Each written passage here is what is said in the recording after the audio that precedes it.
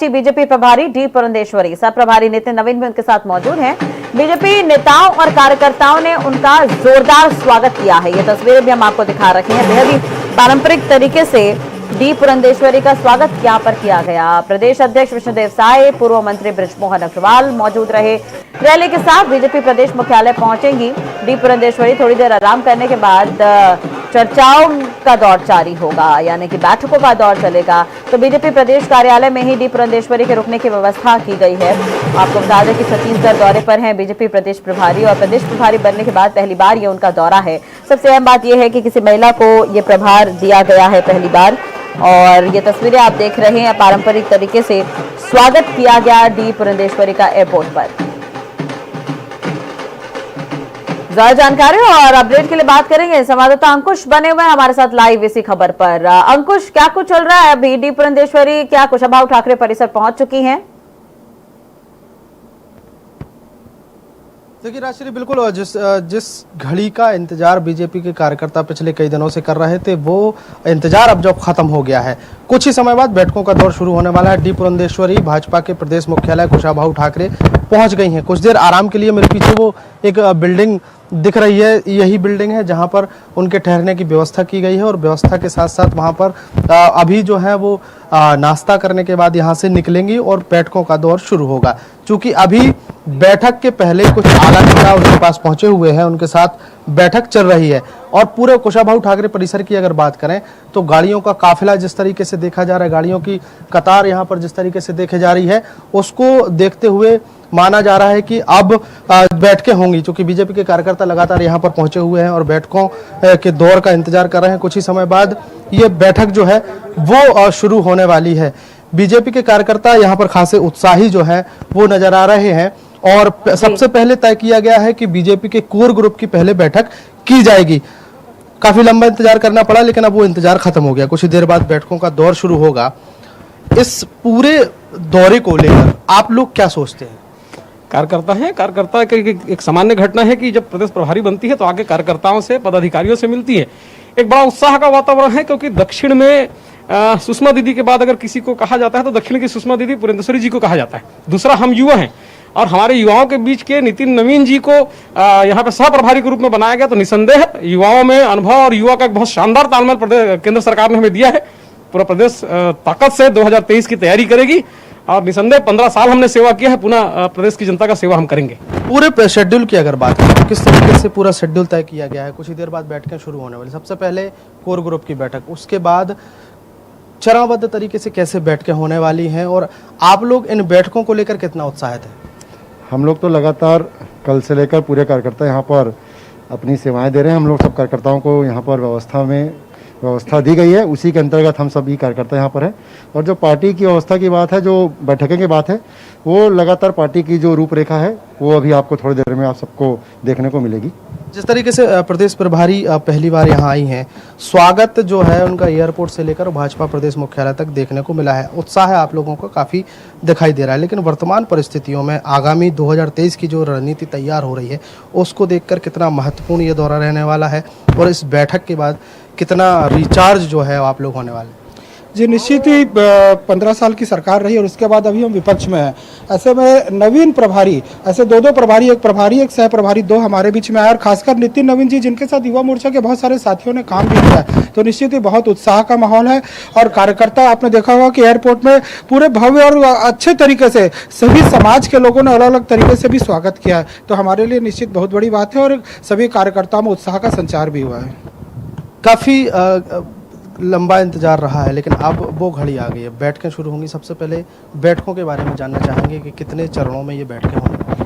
देखिए, प्रभारी के तौर पे आज हमारे सह प्रभारी और प्रभारी दोनों का आगमन हुआ है छत्तीसगढ़ की इस पावन धरा पे, और पूरी भारतीय जनता पार्टी में एक उत्साह है, एक विश्वास है। और आने वाली रूपरेखा को लेकर के आज से लेकर के कल तक लगातार बैठकों का दौर चलेगा। प्रदेश पदाधिकारियों से लेकर के तमाम हमारे वरिष्ठ नेताओं के साथ साथ हमारे तमाम कार्यकर्ताओं से हमारे प्रभारी और सह प्रभारी बातचीत करेंगे और तमाम विषयों को लेकर के, महत्वपूर्ण विषयों को लेकर के चर्चाएं होंगी। होंगे। निश्चित तौर पे आने वाले समय के अंदर में जो हमारा मिशन है 2023, उसको देखते हुए यह 2 दिन बहुत ही महत्वपूर्ण है और आने वाले समय के अंदर में निश्चित तौर पे भारतीय जनता पार्टी के तमाम कार्यकर्ता दुगनी उत्साह के साथ अपने लक्ष्य 2023 की ओर आज से अग्रसर हो जाएंगे।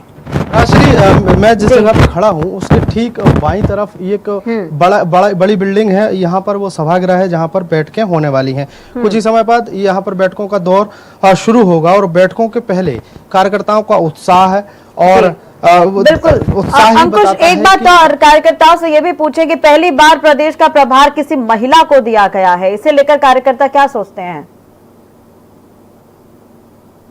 बिल्कुल, निश्चित तौर पर, और ये एक बड़ा सवाल भी है और बीजेपी के जो कार्यकर्ता हैं उनसे ही हम जानने की कोशिश करेंगे।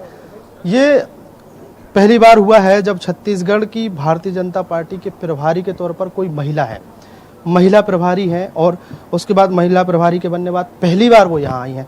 कितना फर्क और कितना उत्साह है इस सवाल को लेकर है आप? देखिए, एक तो आधी जनसंख्या महिला है और महिला हिंदू संस्कृति, सनातन संस्कृति में अगर आप धन की देवी लें, शक्ति की देवी लें, सारी चीज़ें महिलाओं के हाथ में है। तो उस शक्ति को लेकर, उस बुद्धि को लेकर यहाँ पे उत्साह भरने आई और बहुत उत्साह है हमारे अंदर। और इस शक्ति के साथ, उनकी बुद्धि के साथ हम निसंदेह 2023 में विजय प्राप्त करेंगे। ये भारतीय जनता पार्टी में बड़ा उत्साह है। बिल्कुल, तो बीजेपी के कार्यकर्ता जो है शक्ति का रूप मानकर ये तैयारी कर रहे हैं और 2023 की तैयारी में जुटे हुए हैं। जहां पर बीजेपी की जो प्रदेश प्रभारी हैं रुकी हुई हैं, वहां पर बड़ी संख्या में बीजेपी की महिला कार्यकर्ता पहले से मौजूद है। अंदर से लेकर बाहर तक महिला कार्यकर्ताओं का उत्साह देखने को मिल रहा है। मैं कोशिश करूंगा दिखाने की कि यहाँ पर जो मेन गेट है वहां पर महिला कार्यकर्ता काफी लंबे समय से इंतजार कर रही हैं और इसी इंतजार में है कि जैसे ही बीजेपी के प्रदेश प्रभारी बाहर निकलेंगे और वो बैठकों का दौर जैसे शुरू होगा तो उसमें सबसे ज्यादा महिलाओं की सहभागिता रहेगी। अभी जब रायपुर एयरपोर्ट पर जब स्वागत का दौर चल रहा था, उस दौरान स्वागत के लिए सबसे पहले, सबसे आगे महिलाओं की लंबी कतार जो है वो देखने को मिली थी। और यहाँ पर जो बीजेपी कार्यालय में महिलाएं जो हैं वो पहुंची हुई हैं, उनसे हम बात करने की कोशिश करेंगे, जानने की कोशिश करेंगे कि कितना उत्साह जो है वो मानती हैं। बीजेपी की प्रदेश प्रभारी यहाँ पर पहुंची हुई हैं और सबसे महत्वपूर्ण बात है कि पहली बार किसी महिला को नेतृत्व करने का यहाँ पर मौका मिला है। महिलाओं में कितना उत्साह है? महिलाएं बहुत खुश हैं। राजनीतिक और सामाजिक क्षेत्र में कितने भी हम आज कह रहे हैं कि महिलाएं बहुत आगे आ गई हैं, लेकिन महिलाओं को प्रतिनिधित्व जो है, महिलाओं के प्रतिनिधित्व पे विश्वास नहीं किया जाता है। लेकिन भारतीय जनता पार्टी में आज महिलाओं पे विश्वास किया जा रहा है और मुझे लगता है कि महिलाएं राजनीतिक परिदृश्य में जब तक के बखूबी एक जिम्मेदारी के साथ, एक दायित्व के साथ आएगी तो संगठन के साथ साथ ग्राउंड लेवल पे भी जो हमारे बहनें हैं उनको आगे ला पाएगी। और सामाजिक दिशा में मुझे लगता है कि महिलाएं जब राजनीति में सशक्त के साथ आएंगी तो समाज का पूरा परिदृश्य बदला हुआ नज़र आता है। कहीं ना कहीं हम ये कहते हैं कि आज राजनीति है, उसकी दिशा जो है वो बदल गई है और दिशाहीन हो गई है। तो महिलाओं का ज़्यादा से ज़्यादा प्रतिनिधित्व, ये बड़ी बात कही है आपने कि महिलाओं के लिए एक अच्छी बात है। अब लेकिन महिला मोर्चा जो है भारतीय जनता पार्टी की छत्तीसगढ़ की, उनकी जिम्मेदारी बढ़ जाती है। महिला नेतृत्व है, उनको नेतृत्व करना है, लेकिन आप लोगों को उनके साथ कदम से कदम मिलाकर चलना है। 2023 का लक्ष्य सामने है, कितनी बड़ी चुनौती रहेगी?